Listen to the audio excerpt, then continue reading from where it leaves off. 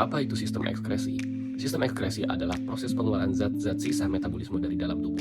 Zat sisa metabolisme merupakan hasil dari pembongkaran makanan yang nantinya akan dikeluarkan oleh alat-alat ekskresinya. Fungsinya adalah untuk menjaga keseimbangan dalam tubuh. Hati atau liver merupakan salah satu organ yang perannya sangat vital dalam tubuh manusia. Organ yang juga disebut liver ini merupakan organ terbesar di dalam tubuh. Perlu diketahui bahwa organ yang berwarna coklat kemerahan ini memiliki berat sekitar 1,44 hingga 1,66 kg. Hati itu mempunyai tekstur yang kenyal dan terletak di atas dan di sebelah kiri perut dan di bawah paru-paru. Hati kurang lebih bentuknya itu segitiga.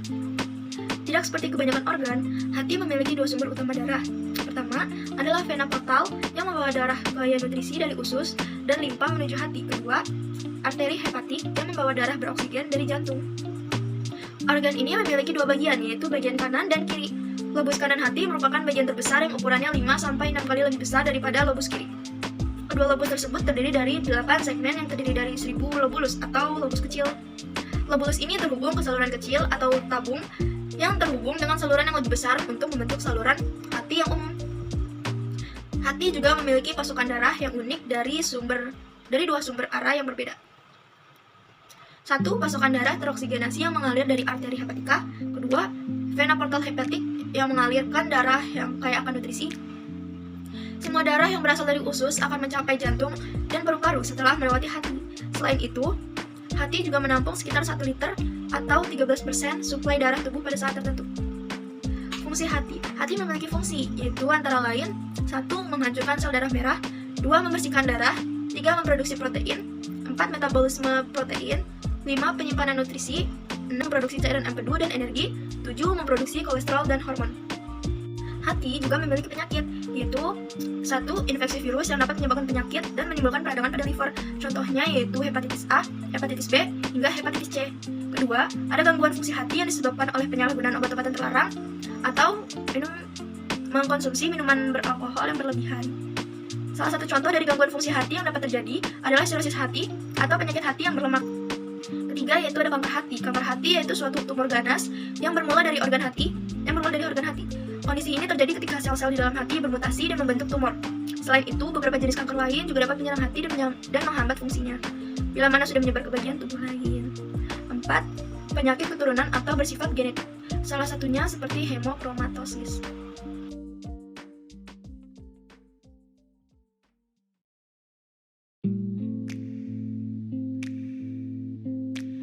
Kulit merupakan salah satu organ ekskresi yang mengeluarkan keringat. Keringat terdiri atas air dan garam-garam mineral, terutama NaCl. Itu sebabnya keringat terasa asin, serta sedikit sampah buangan, lalu seperti urea, asam urat, amonia. Kelenjar keringat menyerap air dan garam dari darah di pembuluh kapiler. Keringat yang dikeluarkan melalui pori-pori kulit akan menyerap panas tubuh, sehingga suhu tubuh tetap stabil. Pada keadaan normal, tubuh mengeluarkan keringat sebanyak 80 ml setiap jam. Kulit dibagi menjadi dua lapisan. Yang pertama itu lapisan epidermis dan lapisan kulit. Apa sih pengertian lapisan epidermis itu? Pengertian epidermis itu adalah lapisan kulit yang paling luas dan lebih tipis dibandingkan lapisan dermis. Epidermis terdiri atas beberapa lapisan sebagai berikut ini. Yang pertama ada stratum corneum, adalah lapisan sel-sel epidermis. Selapis pipi yang mati dan menumpuk menjadi berlapis-lapis. Yang kedua stratum lucidum, merupakan lapisan bening di bawah stratum corneum. Yang ketiga itu ada stratum granulosa adalah lapisan yang mengandung pigmen melanin yang berpengaruh terhadap warna kulit. Keempat itu ada stratum germinativum, adalah lapisan yang membelah terus-menerus dan mendesak lapisan sel lama ke atas serta menggantikan sel-sel di lapisan stratum corneum. Yang kedua itu ada lapisan dermis. Apa sih pengertian lapisan dermis itu? Lapisan dermis itu lapisan dermis itu adalah bagian dari lapisan epidermis. Lapisan dermis itu disusun atas 5 bagian. Yang pertama itu ada pembuluh darah, banyak terdapat di sekitar akar rambut. Terus pembuluh darah berfungsi sebagai pemberi nutrisi dan oksigen pada suatu sel-sel kulit rambut agar tidak mati. Yang kedua, kelenjar minyak. Glandula sebacea merupakan kelenjar kantong di dalam kulit. Kelenjar minyak ini fungsi untuk menghasilkan minyak yang menjaga suatu rambut tetap sehat dan agar rambut tidak kering. Terus ada kantong rambut. Di dalam kantong rambut terdapat akar rambut dan batang rambut. Di dekat akar rambut terdapat suatu otot-otot dapat menegangkan sebuah rambut. Ketika ia berkontraksi dan dekat akar rambut,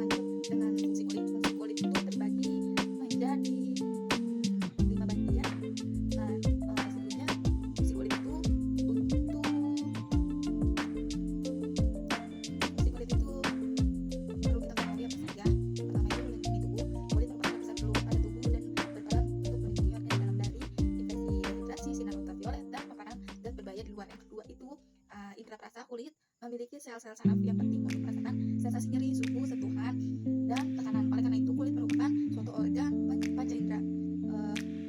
Yang ketiga itu ada membantu gerak tubuh. Kulit membantu gerak tubuh agar lebih leluasa. Terus agar lebih leluasa, fungsi kulit yang satu ini berasal dari lapisan hipodermis. Tanpa hipodermis, kulit akan bergesekan dengan otot dan jaringan di bawahnya.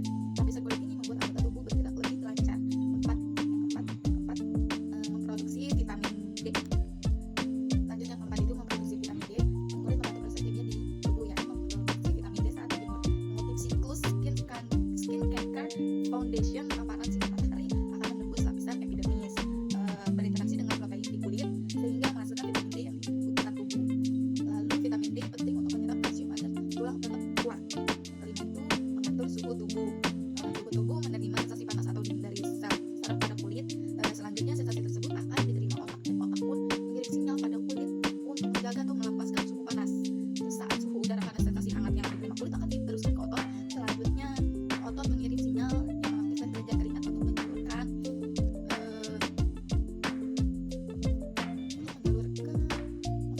keringat.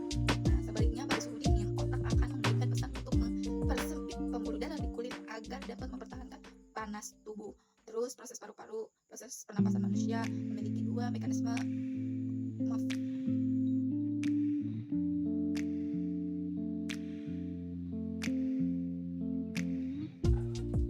Ketiga, paru-paru. Pernapasan. Satu, pernapasan dada. Ketika kita bernapas menggunakan dada, otot yang berperan adalah otot-otot di sekitar tulang rusuk.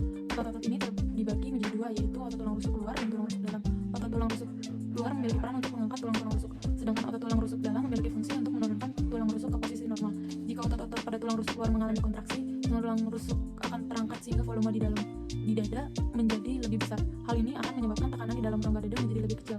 Karena tekanan udara yang di dalam rongga dada mengecil akan menyebabkan aliran udara masuk dari luar tubuh ke dalam tubuh. Proses ini disebut dengan inspirasi. Apabila kontraksi dari otot dalam tulang rusuk dan tulang rusuk kembali pada posisi semula, maka akan menyebabkan tekanan udara di dalam tubuh menjadi bertambah. Hal ini akan menimbulkan udara di dalam paru-paru tertekan pada rongga dada sehingga aliran udara akan terdorong keluar tubuh. Proses inilah yang disebut dengan ekspansi. 2. Pernapasan perut. Pernapasan dada atau disebut juga dengan pernapasan diafragma adalah pernapasan yang menggunakan diafragma dan otot dinding di rongga perut. Otot diafragma akan berkontraksi dan posisi menjadi datar. Hal ini menyebabkan volume rongga dada menjadi bertambah besar dan tekanan udara menjadi lebih kecil. Karena tekanan udara yang rendah, paru-paru akan mengembang. Saat itulah terjadi masuknya udara ke paru-paru atau proses menghirup udara. Sedangkan proses ekspirasi pernapasan perut terjadi jika otot diafragma menjadi rileks dan otot yang ada di dinding perut menjadi kontraksi. Hal ini akan menyebabkan bagian dalam rongga perut menjadi terdesak ke arah diafragma, sehingga hal tersebut menyebabkan posisi diafragma menjadi cekung ke arah rongga dada. Sebetulnya manusia terlahir secara alamiah bernapas menggunakan diafragma sepenuhnya, sehingga napas yang diambil bisa lebih dalam. Namun seiring bertambahnya usia, manusia tidak lagi melakukan kebiasaan bernapas menggunakan diafragma ini. Segala sesuatu kegiatan sehari-hari tanpa kita sadari memaksa kita untuk secara bertahap beralih ke pernapasan dada. Ketika bernapas dengan diafragma atau pernapasan perut akan mendorong pertukaran oksigen lebih maksimal dibanding pernapasan dada. Tidak heran bahwa pernapasan perut akan memperlambat detak jantung dan bisa menurunkan tekanan darah. Fungsi paru-paru. 1. Energi vital sebagai udara yang berhubungan dengan pernapasan. 2. Energi vital dengan maksud materi dasar, daya, dan semangat. Namun secara keseluruhan, beberapa fungsi paru-paru yang berguna sebagai peredaran udara atau pernapasan diantaranya mencegah polusi masuk ke dalam tubuh. Meski sebelum masuk ke paru-paru, udara sudah disaring dengan bulu hidung. Partikel kecil yang masuk akan berhenti pada lapisan mucus atau sputum, menyebarkan oksigen ke dalam tubuh. Udara yang sudah masuk ke dalam tubuh itu kemudian akan diolah lagi di dalam paru-paru untuk dipisahkan dengan karbon dioksida. Setelah itu baru oksigen akan disebarkan ke seluruh tubuh, sedangkan karbon dioksida kembali lagi keluar udara. Mengendalikan pH darah, hal ini bertujuan untuk mengubah tekanan pada karbon dioksida, membuat batuk agar mengeluarkan kotoran. Batuk tidak selalu buruk karena itu salah satu paru-paru dalam memberikan perlindungan kepada tubuh, menjadi lapisan pelindung hati dari segala macam bentuk guncangan. Struktur paru-paru terdiri dari bronkus, alveolus, trakea, bronchiolus, diafragma.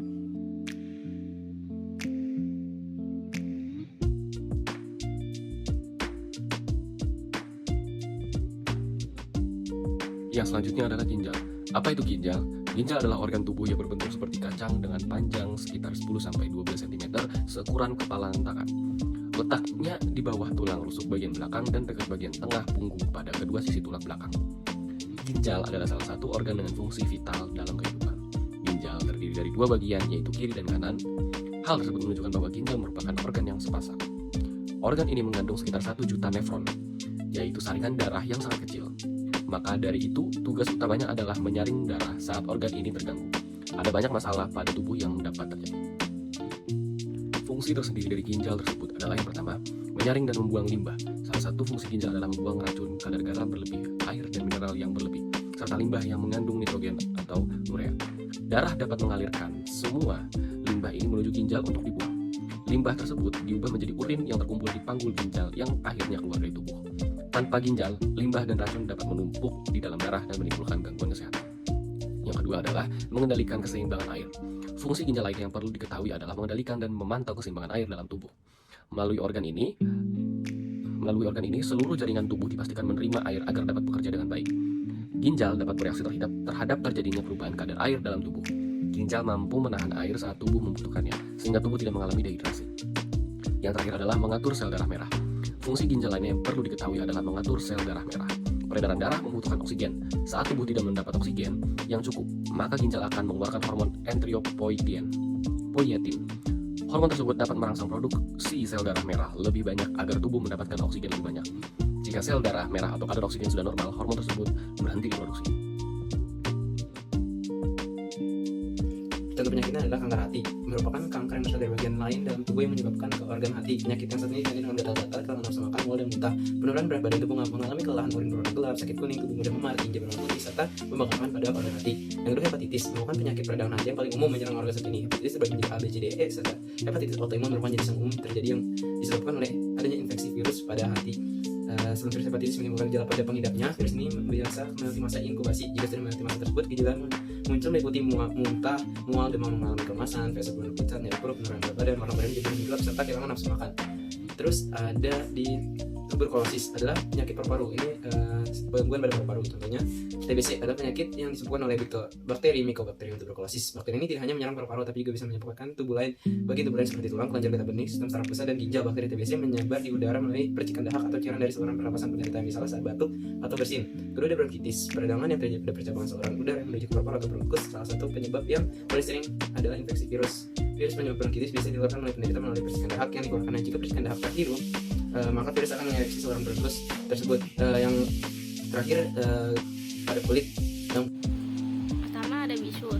Bisul itu penyakit kulit lain yang kerap dialami oleh banyak orang. Penyakit ini berbentuk merah dan dapat membesar yang disebabkan oleh infeksi bakteri Staphylococcus aureus pada kulit. Bisul kerap ditemukan di bagian tubuh yang lembab seperti di pahatan paha, selap bokong, leher, ketiak, hingga kepala. Faktor lain yang menjadi penyebab bisul yaitu kebersihan yang buruk, luka yang terinfeksi, pelemahan diabetes, serta penggunaan bahan kimia.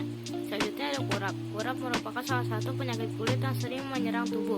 Kurap disebabkan oleh jamur yang menimbulkan lingkaran bersisik dengan bercak putih yang disertai rasa gatal. Bagian kulit yang paling sering terkena kurap adalah bagian leher, kulit kepala, dan tengkuk.